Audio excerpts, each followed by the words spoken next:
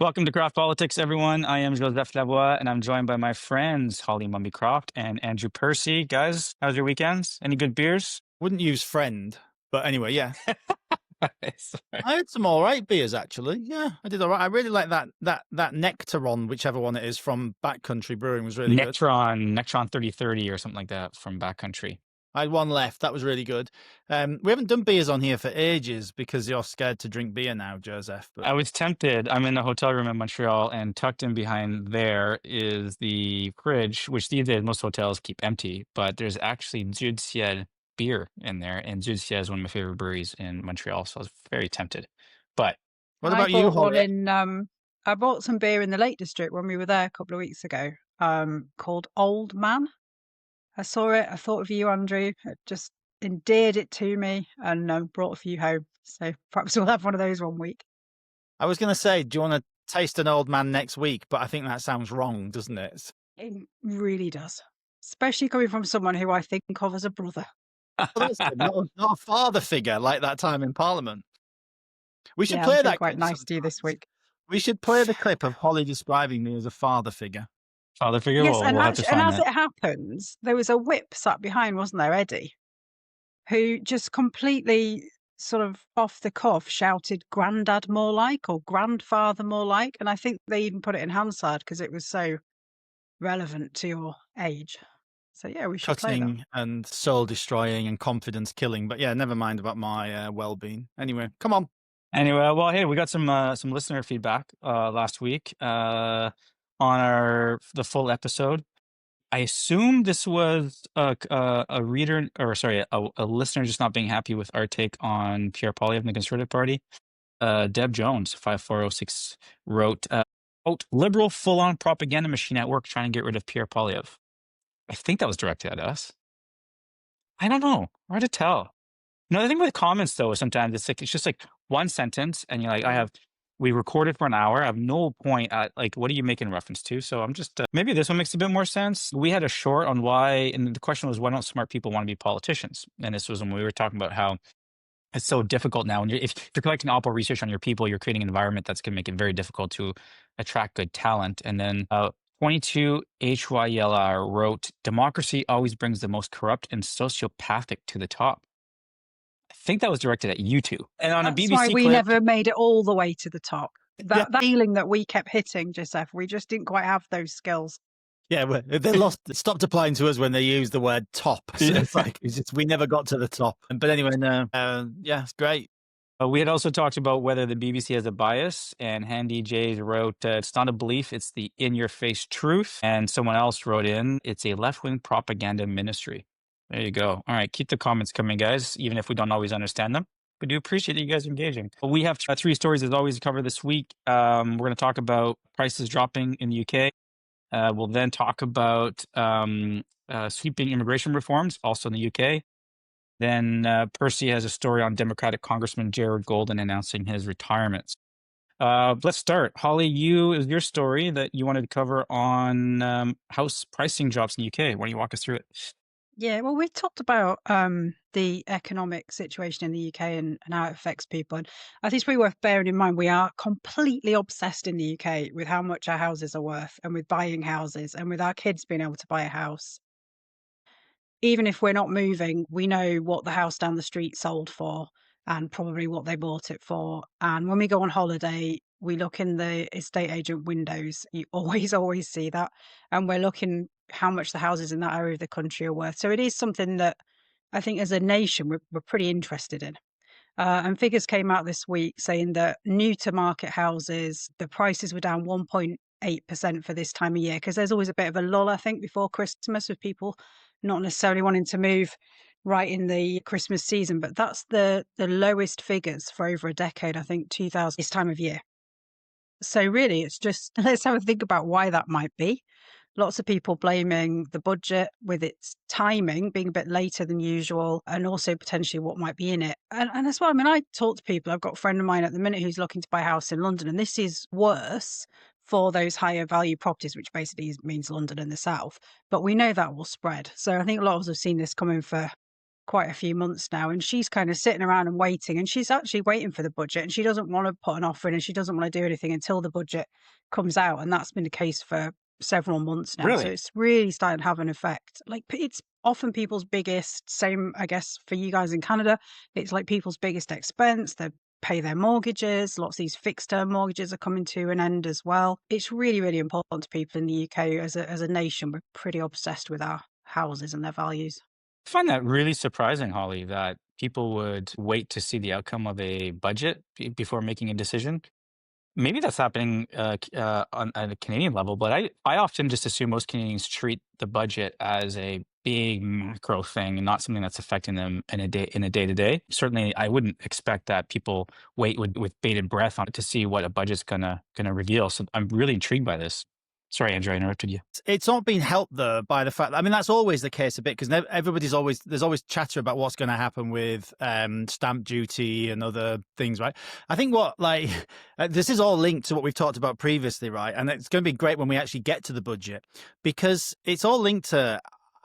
I want to see the good in people, but I can't understand how the Labour government in the UK has made such a mess of the run up to this budget process, right? So you remember, like we talked previously, like Rachel Reeves, the Chancellor, went out and did this speech saying she was probably going to break the manifesto pledge on income tax.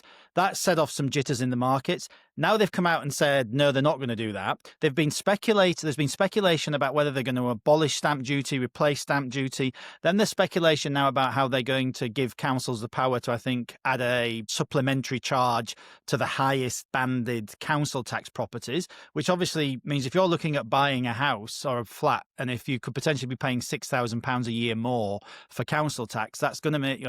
And it's got so bad that even the Speaker of the House of Commons this week, I think, had a go at them, didn't he, for what he called the hokey cokey budget? Kind of got, that he got one foot, one leg in, one leg out, you shake it all about, all the rest of it. I could sing again. Because how could you make such a mess of the pre-budget thing of keep saying, we might do this, we're probably definitely going to do this. Oh no, we're not going to do that now. We're definitely ruling that out, but we might do this, might do that. It's no wonder no one's buying houses. It has been a shambolic preconditioning of the marketplace. But I struggle to understand how, right? Because no matter how bad you are, right, you must know that just speculating about stuff constantly around a budget is bad. So why are they doing it? That's what I don't understand. Why do they keep doing it? There must be a reason. Do you think they're are they trying it out on people? I mean, could it be that simplistic that they are actually just trying it out on? I mean, or they can't stop anything leaking as well. I mean, wild balloons, like just constantly testing and see what sticks. I think that's so weird. I would believe that, because all governments do that, right? Where they put a balloon up and then they test it, but they never say it's them, right? They always they always deny it. They say these are unconfirmed rumours. She actually went out and did a press conference saying, basically, we're going to break our manifesto promises, which means income tax, national insurance might go up, and then has said since, no, we're not going to. So that wasn't just a balloon going up. That was we're definitely going to, clearly we called a press release, we called a press conference. We're obviously going to do this. And then because there's a bit of pushback, oh no, we're not going to do that. So I just find it it blows my mind. I think you're right there. I mean, people are waiting for a combination of reasons. One, they don't know what will happen with stamp duty. Two, house prices look like they're continuing to fall. So then how long do you hold your nerve and when do you jump in? Three, you don't know what the interest rates are going to do. You don't know if your affordability is going to change, if the council tax rates change. There's just so much uncertainty, I think. I mean, to me, that I can see the logic in kind of focusing on the budget and thinking, actually, let's just get that block out of the way to know where people stand. Well, I am buying a property in the UK at the moment, and I am a bit I'm kind of really grateful that the lawyers have taken so long, because I keep thinking, good, at least if the budget's really bad, I can still get out of it. Because I'd committed months ago to this, taken a long while. But I'm kind of I'm thinking oh, actually, if they do some of this stuff and it does affect me, or if the stamp duty changes, I will just end up pulling out of the deal, right? So if you're at the start of that process, I thought we'd all be done by now. But if you're at the start of the process, of course, you're going to say, oh, actually, I'm not going to even go and think about putting an offer in. And that has a knock-on effect to everything else, right? Because, people just aren't spending, even investments, right? I mean, there was all this stuff about an exit tax as well, right? There might be an exit tax. That balloon went up. And now that balloon seems to have come down, that there won't be an exit tax. I mean, I'm kind of it just defies all logic to keep saying these crazy things which spook the market, spook investors, spook consumers. No wonder consumer confidence is going down. But with no tangible I would understand it if there was a kind of political benefit or some sort of, but they don't seem to be getting any benefit from this. It's just the opposite. They really are. A lot of this stuff just look really incompetent. And that's saying something coming from you and I, Holly, considering how bad we were at the end. I think as well, like, in all honesty, we've been reticent to say just how bad they are because we're former Tory MPs. It looks a bit like sour grapes. Clearly, we're biased because we're former Tory MPs. Clearly, we are. So I've been a bit cautious, if anything, to really put the boot in and say just how bad it is. But you're right, it's absolutely terrible. And I can't see the logic. I can't tell what they're getting at or what it's for or what the long game is. It just feels like very reactive and like really incohesive. Maybe they just need this budget to, like, they just need to drop this budget once and for all, because maybe they just need to actually start turning a page. It feels like that I know there's now a timestamp attached to it, but it's just this constant trial balloon, a little test here, a little test there. I agree, Lizzie, with the impression they don't know what the hell they're doing. And then that has an impact on consumer confidence. It now has an impact potentially on real estate prices. But I suppose the plus side is maybe I can consider moving from Vancouver to London because maybe now it'll be affordable for me to come to the UK. Possibly. Definitely come to Scunthorpe. It could be something like you. For sure.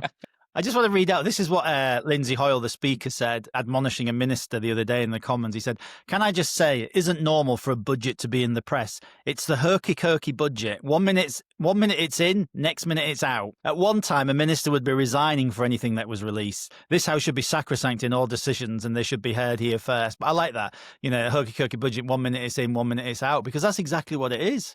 It's so crazy. And I think we It now did have our always episode get on title. his wick, though, didn't it? If things were announced outside of the chamber, that really, he doesn't like that at all. He never did he? Which you kind of understand, right? Because you are meant to announce things first to the Commons, right? That's how that was the convention. Although it can't really be a convention anymore, because he actually said when he was telling them off, like the previous government, because you know there's always budget leaks, right? As we said, the kind of trial balloon goes up, but this is like holding press conferences. This is really like crazy. This is completely mad. And sometimes those budget leaks are potentially, you'd hope most of your budget leaks are calculated, they're deliberate, and they're done to precondition the marketplace to help create the conditions for you to have a really positive comms rollout. Sometimes, though, you have shit sandwiches in there, and you don't want the budget day and subsequent rollout to be clouded by those shit sandwiches. So you're like, okay, we're just getting these out of the way. These are things we want to leak. And then when the thing comes out, it's going to be a bit better or significantly better than everyone anticipated because we like tempered expectations. So if I'm going to like give them any benefit of the doubt, give Labor any benefit of the doubt, it's like, oh, they just have a lot of shit sandwiches. They're just trying to get these out of the way now. And then they're going to have a really, really great budget reveal. But that would be great. But these are all shit sandwiches, which they're then saying, by the way, we're not going to eat these because we're not going to have them anyway. So they're kind of getting all the pain for saying we're going to break our promises. And then they're not actually going to break their promises on some of these things, which kind of just seems like, why would you hold the shit sandwich up and be like, hey, look at this shit sandwich? Because they should never have made, I like the sandwich analogy. They should never have made the shit sandwich to begin with. Because it's like, I don't know. Just, it starts to look like they're either going to break the economy, break their promises, or break both. Don't know which. Well, speaking of promises, should we move on to our second story? Oh, you want to say one more thing? Just remember that this is coming from a government that has a majority of 100 and something, whatever it is, in the Commons, right? This is like a massive, massive dominating majority in the Commons. And the reason they're having to take some of these shit sandwiches back is because their own backbenchers won't wear them. That's with a massive majority, right? You could kind of understand it a bit if they were like a minority government or had a majority of 10 or 15, but this is with a massive majority, which I think is important context for just like when the markets can't even be sure what a government with a majority of this size is going to. That's not a recipe for stability, right? Anyway, I'm sorry, yes. No, but it also like, you wonder maybe they're hampered by the fact that it's such a large majority. Have they been as a result of incredibly undisciplined and just taking this all for granted? Like, I don't know. I feel like if you're in a minority government situation, you have to make every step, every move has to be incredibly calculated, thought out, and there's a certain degree of you get to be pretty sober in office. I just have to say, Joseph, I like the idea though that strategists are sitting there going, "Oh, we don't want to be hampered by a large majority. How awful for us." The horror of it. Our majority is so large, it's hampering us. I don't think these are words that are often spoken in the it's true. halls of power. But anyway, yes, how I'm awful just trying to falls. find I'm just trying to find a sliver of Rationalize it. optimism I get in it. Russia. Speaking of labor announcements, the story I found interesting this week was Labor government. So yeah, second story of the week, UK story for the show. Labor government is announcing sweeping reforms to the UK's asylum and immigration system. So I think this happened actually happened at the start of the week. It's being dubbed the most significant overhaul of the immigration system, biggest change in decades. Refugee status is now going to be granted on a temporary basis with renewals required every 2.5 years. And the path, this is a big one for me, the path to permanent settlement is now extended to 20 years. And the government's going to be streamlining the process for deporting failed asylum seekers, including families with children. And that seemed to be a pretty massive shift from previous protections. And things like automatic entitlements for asylum seekers are going to be scaled back. And it's a move that is obviously being recognized in some circles as the necessary change. And of course, other circles, including labor backbenchers, being offended by the degree of the changes that were announced this week. All right, I'll stop blabbing. What do you guys, what are your first impressions of this one?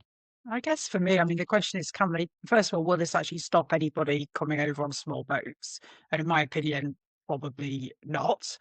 And second of all, does anyone think they can deliver it? And third of all, I think the really crucial difference that Labour have got to face up to compared to what Reform are dealing with is they can put forward any ideas they want to put forward, any suggestions, any plans they want to put forward, but people have to believe that when they look at the Labour Party, the Labour government, or their Labour MP, that they actually agree with them and that they are genuinely on the same page as them and that they genuinely see this as a problem that needs to be solved and that they feel how they feel. And at the moment, no matter what they put forward, and Shabana Mahmood was absolutely fantastic at the Dispatch one because I watched it. She's really competent. She did a fantastic job. But do people actually believe that they're doing this because it's what they really think, or do they think they're just reacting to the public mood? Because the two things are not the same. And if people Or don't are they, believe in it, then it won't work. or are they just reacting to reform being as high as they are in the polls? I mean, I'm gonna be super crass. Is this another attempt by Labor to stem the bleeding on the attack that is reform? And if I think people that's feel that that's the case, they won't buy it.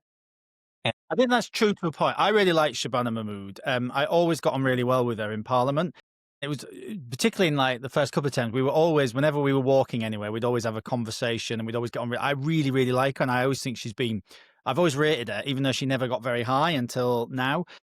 But I think, I will say this, I think it's partly that reform thing to your question, Joseph. But I do think also, she had a really good put down in the chamber. So I think it was a Lib Dem MP when she was making the statement about this, who accused her of whatever, dog whistling or whatever. And she said, look, immigration and migration has become toxic. And she said, nobody should know that better than me because I've been called a effing P. And so I think there's a genuine understanding there that the toxicity of it. And she said, it won't be solved or something by just saying this is all a right wing, thing. And like these are people just on the far right, basically saying that we, recognize that actually it's having a damaging effect on community relations now because there is a genuine concern about the large numbers of people coming in, the impact that's having on communities, some of the values perhaps they're bringing in. And I thought it was really interesting to hear her put this obviously well-heeled, Lib Dem who probably, let's be honest, comes from a very middle class seat where people, love all this stuff, but they don't live anywhere near the consequences of it, right? And I thought it was really, so I think there is a genuine appreciation that what happened is actually genuinely having an impact now on community relations, and the people who suffer the most from that in many ways are genuine members of the ethnic minority community who, have it taken out on them. So I think, and you can't just dismiss those concerns as just far right racists. However, there's the raw politics of it as well, right? Which is they're trying to tackle the fact that a lot of their base vote, particularly in working class communities, is leaving them for reform. But as you saw immediately, as with every issue with this Labour government at the moment, as soon as they put it out, a group of Labour MPs out there basically condemning it, saying it's disgraceful, yada, yada, yada, that they shouldn't be emulating the language of reform and all the rest of it. But let's remember the motivation for this policy was the Danish government's policies, the Social Democrats, the centre-left government there, who've taken a really tough line on immigration. The bigger question is, will any of it work? And I've read quite a lot of articles basically saying for all the measures, the impact is going to be limited. Do you really think, Holly, do you really think if, well, first of all, the stuff about returning families, that will get eaten up in the courts by things like the Children's Act and the Human Rights Act. Do you really think that we're going to throw somebody out after 10 years in the UK and say, oh, you don't get your right to residency for 20 years? Because they'll go, by the time they've had, like, if they've got married, met a local, had a child, whatever, right to family life stuff, the European Convention on Human Rights, all that will come in and overplay a lot of this. So I think that so much of this will be meaningless because the courts will do as they've shown repeatedly their intention to do, which is even when Parliament passes tough legislation on immigration, we saw on the Rwanda policy stuff, they won't think twice about using the Human Rights Act and other pieces of legislation to directly go against the government. So I don't know whether it'll have, I mean, maybe it sends the messaging to people that, if you come, you're not going to have the same experience perhaps, but I don't know whether I believe it will really have an impact. I agree with you. And I think as well, just back to my point, you're right. All the press this morning, lots of press this morning, basically saying that discussing what is essentially a revolt because there are so many members in the Parliamentary Labour Party who do not find this acceptable. It's yet to be voted through in any kind of meaningful way. It was a statement. And while she was incredibly impressive, how are the public supposed to believe that any of this, which is difficult to do for all the reasons you've just said, is really going to come off when not even the whole of the Parliamentary Labour Party are behind it after 24 hours? It's just not, it just doesn't sink in. Again, to the point that we've discussed, same with the BBC stuff last week we talked about, Reform continue to make the political weather in the UK. Yeah. Everything continues to be just falling into their lap on this because, you have a Labour government that announces all this, then the first thing that happens is a load of Labour MPs come out saying, I don't agree with it. So all the public here is, oh, well, Labour don't even seem to agree with it. It's because our majority is too large, see? I think there is something in there. Honestly, there is something in that because there are just so many people they've got to get to line up. And I think as well, when the Yeah. majority is bigger, people think, oh, it's okay. Like, I don't have to, this will not go down well in my patch. I cannot vote for this. The majority is massive. It'll still go through, like, not naming any names here of who might have done things like that. But actually, I think there's something in that. You're not wrong. I always remember when I got elected to Hull City Council, there was a time when Hull had 59 Labour councillors and 1 Liberal Democrat, so 59 out of 60. And I always remember one of the Labour councillors, who was the council leader, said the worst time ever to be a Labour councillor was when they had 59 out of 60 seats on the council. He said it was awful because you just ended up having all the opposition was just internal. So you still had opposition, it was just all internal, and internal opposition and disputes are always so much more bitter than external ones, right? So yeah, there may be something in that. But yeah, I just think I don't know. Will the public buy that? They really believe it? Will they buy any of this is going to happen? But more importantly, like, you're on a 4-year cycle. They're a year, 18 months in now. Even if we are fair and say this stuff's going to work, if we try and be reasonable and pretend it's going to work, are they going to get the benefit of it by the next election? Because probably not. And also, it doesn't deal with what's already there, right? This large number of migrants in migrant hotels, the housing, those people are not going anywhere, right? They're already there. So the problem... And we know that...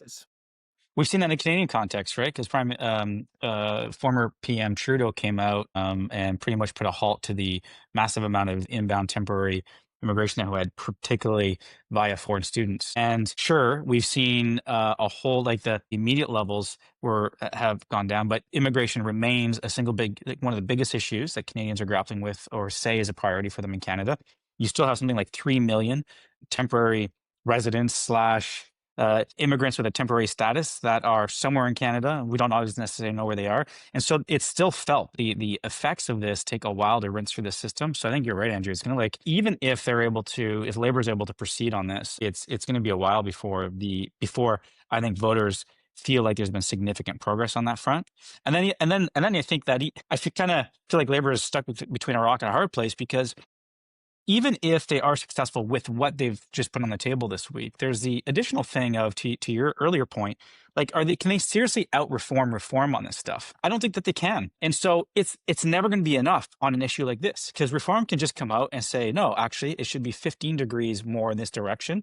And we're going to go, yeah, that's exactly what we want. And so at some point, Labour just can't meet Reform on this issue. So What was that It's a tough brilliant one. line Reform had when the government did something the other week? I can't remember. It was Farage who stood up and said, "Yeah, but we all know they don't believe it. So even though we agree with it, we all know they don't believe it." And it's just like it was really good. But just something else that just reminded me of this as well is like that some other figures that came out today is first of all, it's actually not just the asylum issue, which is voters' concerns, right? It's actually the broader immigration system and the large numbers of people who have come in the last few years. And I was reminded of this thinking like, there's some stats came out for like, well, the final immigration figures for, I think, 2022, 23 which were actually net immigration was lower than originally thought, but it wasn't actually, it was, but that was because the number of people leaving, Brits leaving, was much higher than expected. It Mm. actually turned out that inward migration was higher than actually had been originally thought for that year.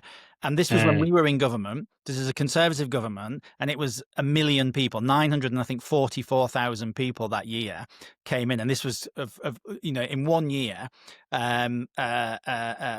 carrying on a trend of very high immigration numbers. So you just had millions of people have come in the last few years, which communities have seen, and they've seen some, consequences of that. And that's what's in a lot of voters' minds is that stuff. So even if you stopped every illegal migrant coming over on a boat tomorrow, I'm not sure that allays voters' concerns because they still look at their communities and think, but there's all these people and everything's more expensive and it's, the community looks different, feels differently. But yeah, just thinking that just as a government that was elected on a promise of reducing immigration, as the Conservatives were way back in 2010 when we said we'd bring it down to tens of thousands per year, by the end we were bringing in 1 million people. And it's like a year, right? And like, it's just, and how did we get to that, right? And it's funny, somebody asked me this recently here. I said, how did you get to that? Because you didn't intend it. You said, no one sat down in government and said, oh, actually, we need to bring in 1 million people, I don't think. But it was all that thing of like, it just shows how reacting to noise can just mean things happen that you never intended, right? And it was like, because you suddenly had, oh, well, we're struggling to get people to pick things in the street. Oh, well, we need to bring in a couple of 100,000 temporary workers for that, not in the street, sorry, in the fields. Oh, the care system's in a mess. Oh, just bring in 50, 60,000 extra care workers. Oh, the NHS is struggling. Oh, 100,000 visas here additional for that. And all of a sudden you then up to like 1 million people because I suppose it's a broader symptom of governments have used immigration to paper over poor productivity, poor economic growth, and poor decision making and investment in our own people and in our own training and all the rest of it, right? But you can just see how nobody intended that, but just by a consequence of reacting to noise and pressure, you end up with 1 million people a year. Well, we're just simply addicted to economic growth. And we've told ourselves that immigration in countries like ours is the way for us to grow the economic pie. It is one way, but it does not necessarily guarantee that you're growing GDP.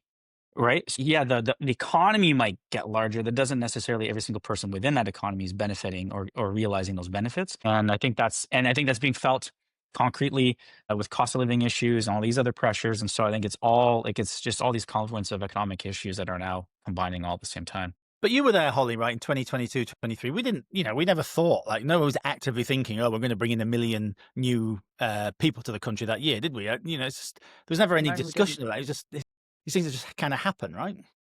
Yeah, but I mean, actually, all we used to talk about in absolute endless great depth was small boats. I think we talked about that far more than we talked about legal immigration. Which the small boats thing is like, it's very irritating, but it's tens of thousands, right? This is, hundreds of thousands, nearly 1 million people. And we're all responsible for breaking the system, which has now resulted in this anger in the public because the public saw we were breaking it and all of us in the political system carried on breaking it, right? And now people are just angry at because this stuff happened to them without them being asked or consulted, I suppose. And particularly, sorry, go on. No, carry on.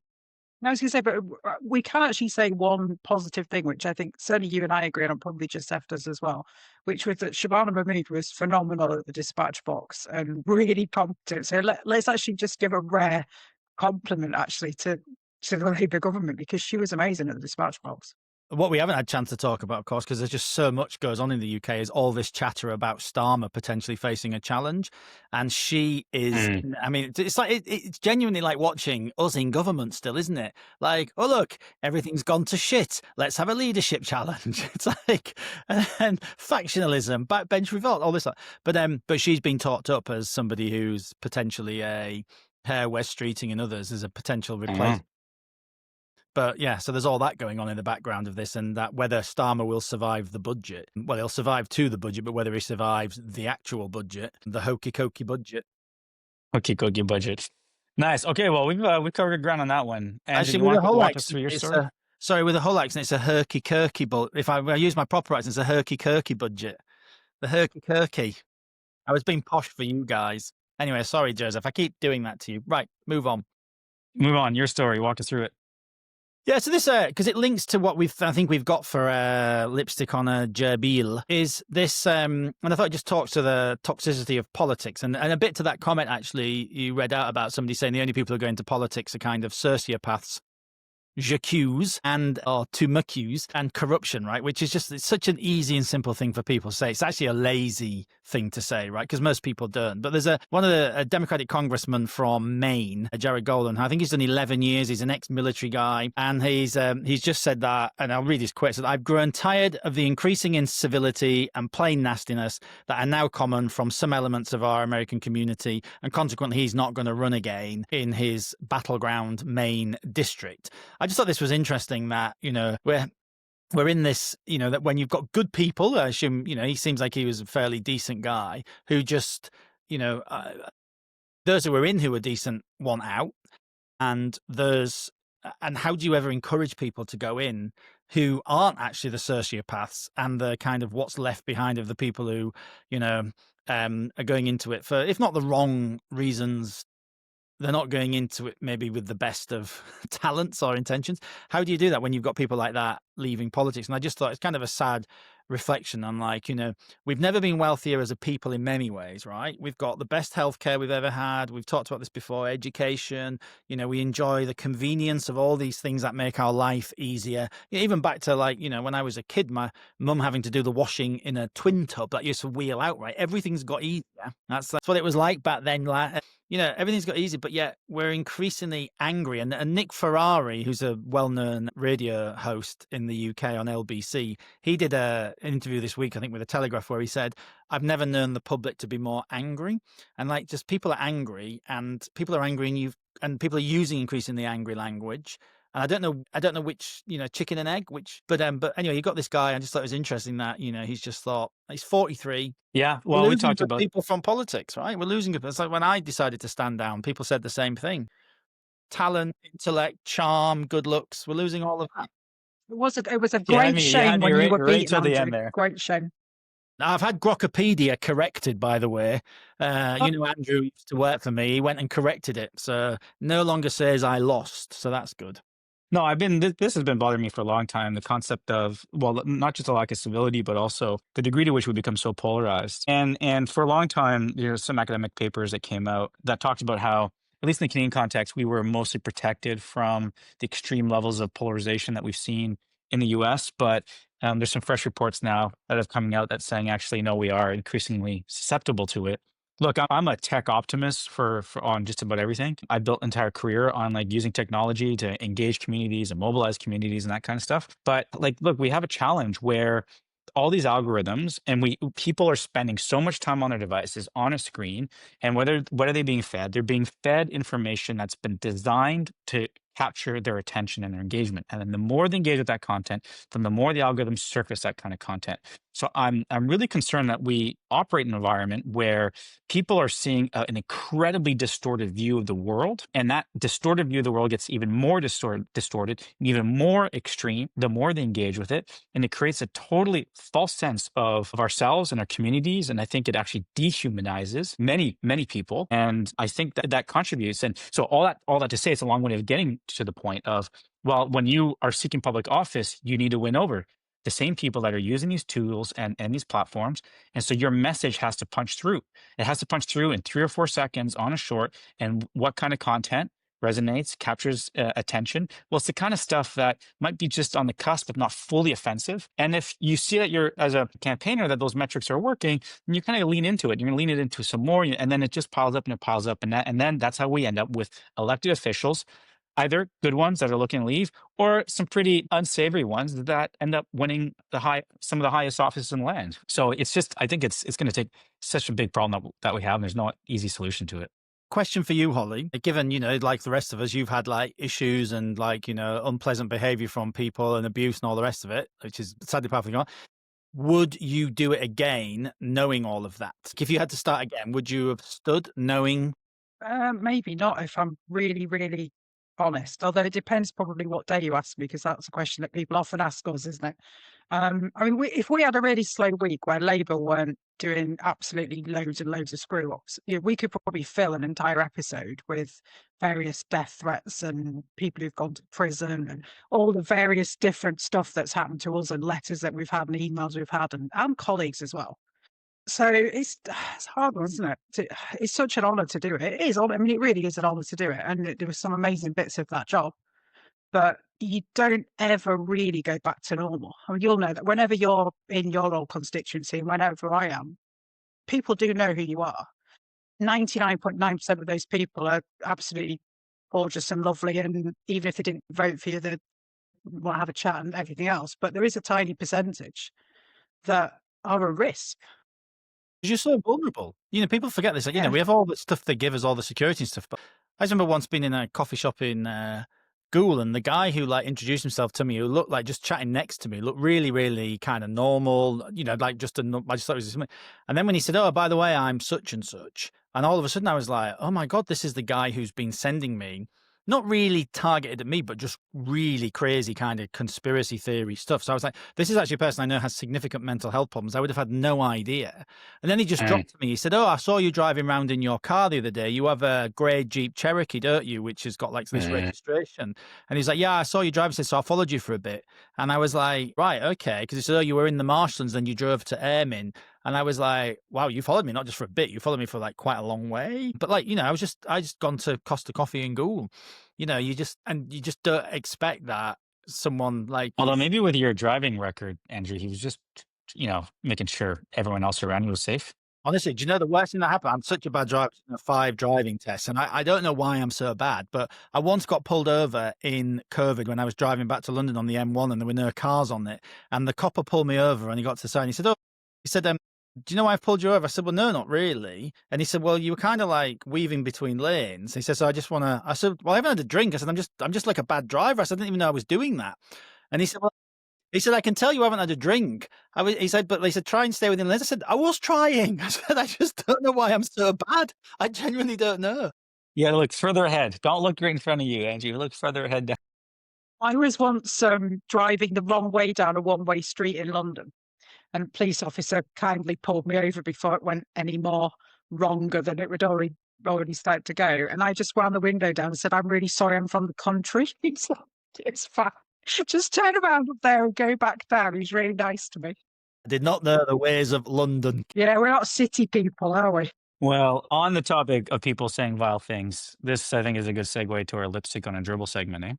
So yes, exactly. So you've got this one congressman who's saying he's going to leave because of all the abuse and all the rest of it, of which one of those people in the system has, I think, without argument, who has been promoting some of this toxicity is obviously Marjorie Taylor Greene, for a Republican from Georgia, who, let's just remember what she said in the past. She's promoted, this is taken from Wikipedia, anti-Semitic and white supremacist views, including the white genocide conspiracy theory, QAnon, the Pizzagate stuff, if you remember. She's kind of like talked about conspiracy theories, alleged government involvement in mass shootings, implicate the Clinton family in murder, suggested the 9/11 attacks were a hoax. Before running for Congress, she supported calls to execute prominent Democratic Party politicians, yada, yada, yada. And it goes on and on and on. On and on and on. She's vile. Anyway, she's now got herself in a spat with Trump over the whole Epstein stuff. And of course, Trump has unleashed on her what has been unleashed, she has unleashed on others. And I don't think she's liked it. So she's now apparently had a Damascene conversion to decency and to measured debate and all the rest of it. So she did an interview with, so I think further on in the interview, she did go on and suggest some things that might not suggest this is all entirely true. I'll share it anyway and just watch it. So I suppose the lipstick here is: do we believe? Is she doing a good job of kind of ditching her past? Do we think she did it very well? And also, do we Gerbil being her years-long history of all this vile commentary and attack on others? Yeah. So here's Marjorie Taylor Greene then, and her apology. So let's see whether we believe it. Dana, I think that's fair criticism, and I would like to say humbly, I'm sorry for taking part in the toxic politics. It's very bad for our country, and it's been something I've thought about a lot, especially since Charlie Kirk was assassinated. Is that I'm only responsible for myself and my own words and actions, and I am committed, and I've been working on this a lot lately, to put down the knives in politics. I really just want to see people be kind to one another, and we need to figure out a new path forward. So, okay. Shall I go first? Well, yes, you go first. Okay. I think I'm giving this one coat. My reason for one coat is that it is a necessary first step. If she's genuinely on a path to atoning for the massive list of sins that she has for what she says, there's only one way to start. And it does start with an apology, and it does start with communicating the intent to doing better. We already saw the tail, and we won't play at the tail end of you. She starts to slip a little bit into a bit of the older self, and maybe that's just an old muscle she needs to there's a muscle she needs to build up, which is a different version of her. And so I think she's not even close to getting anything close to 2 or 3 lipsticks on this gerbil until she has proven with consistency in her actions and her words and her deeds that she actually is committed to civil discourse and politics. So I can't give her a 0. I can't give her no coats because it's the start of something. Well, sorry, hopefully it's the start of something. We don't know yet if it's the start of something. I'm just listening to Giuseppe. I feel like I've been told off. Like, I bet he's so strict. Like, you wouldn't want to get grounded by him, would you? Be like, go and tidy your room and prove to me you mean it by keeping it tidy for 6 months, and then you're not grounded anymore. Some friends have made jokes that I reward my kids with yard time. So yeah, the disciplinary dad might be a thing. Yeah, that was definitely dad mode. Yeah, I'll give it 1, 2. I think that's an entirely reasonable point. Like, is she going to put her money where her mouth is, even for the rest of that interview? And I haven't seen the end of it, but I did read some press on it. So yeah, I think 1 coat. Although it's really rare to actually hear somebody say, "I am sorry." That's so unusual. So Yeah. that was interesting. Not I am sorry if I have offended anyone. There was no condition around it. Like it seemed genuine, pretty genuine. It's slightly scripted, but authentic. I think there's that difference, isn't it? It's like, did I like what I heard? Yes, because it was nice to hear somebody say, I repent. And I mean, the Southern accent also helps you believe it, right? Because it just kind of sounds believable, and I like the drawl. It sounds like I studied that. So it has to be 1 coat, right? Because that gnawing thing of like, had Trump not unleashed on her what's been unleashed in the last few years, would she really? And you know what? Maybe that is when you suddenly find yourself on the receiving end of what you've been dishing out. Maybe that's where you're like, oh my God, actually, now I realize. So maybe it's genuine. Or it could just be, oh, I don't like this. So now I need to like kind of make myself a victim here and, in the hope that it stops. I don't know. But okay, I liked what I heard and I like the accent. So, And who knows? Maybe this is the start of something because often, I was talking about polarization earlier and what it takes to change people's minds and stuff and how to break out of these polarized communities. And often it is those who have switched from one community to the other that have the most credibility in tempering sort of adverse groups. And so maybe if this is some type of conversion on the road to Damascus for her, maybe this means she'll be equipped to actually help temper the temperature down, at least not holistically across the entire spectrum, but maybe in the communities where she has been typically operating. Who knows? Maybe she can have a positive impact. We'll see. I do think it's just another thing on this is, I suppose, like, it's quite funny that I think it shows the difference between like Britain and Canada and the US, right? So this whole, we speak the same language, but we're, two nations separated by a common language. I don't think for Brits and Canadians, I don't think to think that somebody could get elected to the national parliament having called for the execution of their political opponents previously. I don't think, had Holly Mumby-Croft called for Labour to be executed, or, here we'd called for like the Liberals or the NDP to be executed, I don't think we'd be running for office, and I don't think we'd get elected. So I just want to maybe say we'd still be there, Andrew. Maybe that's where we went wrong. We'd still be there. But like, this is just crazy, right? Although I suppose like the Corbynistas did hang Theresa May in effigy. It's maybe, and they did seem to do quite well. But yeah, it's strange. But yeah, there we are. There we are. Okay, guys. So that was good. We've got to go hop and record. 'Cause, our next episode, Andrew and I are going to be interviewing Alex Muir to talk about all the different factions in the MAGA movement and implications potentially for Canadians as we try and make sense of our friends down south. So that'll drop in your feed later in the week. If you haven't already, please do subscribe to our show. You'll find us on YouTube, Apple Podcasts, Spotify, and wherever else you get your podcasts. And there we go. Bye for me. Take care. Bye. Bye.